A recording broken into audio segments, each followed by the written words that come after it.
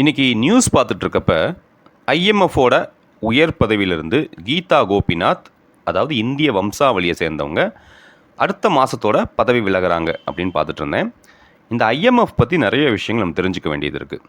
அதாவது சமீபத்தில் இந்தியா பாகிஸ்தான் போர் நடந்துக்கிட்டு இருந்துச்சு இல்லைங்களா? இந்த ஐஎம்எஃப் அப்படின்னா என்னென்னா சர்வதேச நிதி ஆணையம் அப்படின்னு சொல்லுவாங்க. இதை வந்து நிறைய பேருக்கு லோன்ஸ் கொடுக்கும், உலகம் முழுக்க நாடுகளுக்கு கொடுக்கும். கரெக்டாக இந்தியா பாகிஸ்தான் போகிறப்ப பாகிஸ்தானுக்கு இவ்வளோ அமௌண்ட்டை வந்து அவங்க வந்து லோனாக கொடுத்தாங்க.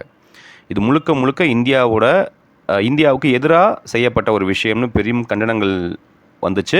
ஏன்னா முழுக்க முழுக்க இந்த லோன் வந்து தீவிரவாதிகளுக்கு போய் சேரும் அப்படின்னு பெரிய அளவில் இந்தியா வந்து எதிர்ப்பு தெரிவிச்சிச்சு.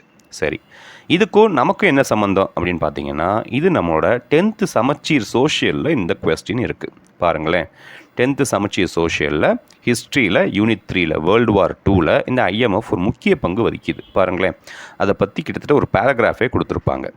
அதோட இதை வச்சு 2 கொஸ்டினும் கேட்டிருப்பாங்க. Name the Britain would twins அப்படின்னு சொல்லி.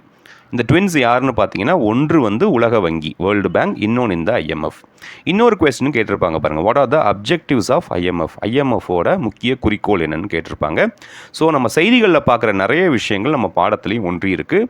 இதை நம்ம புரிஞ்சு படித்தோம் அப்படின்னா நம்மளோட வாழ்க்கைக்கு பின்னாடி ரொம்பவே கை கொடுக்கும். நன்றி.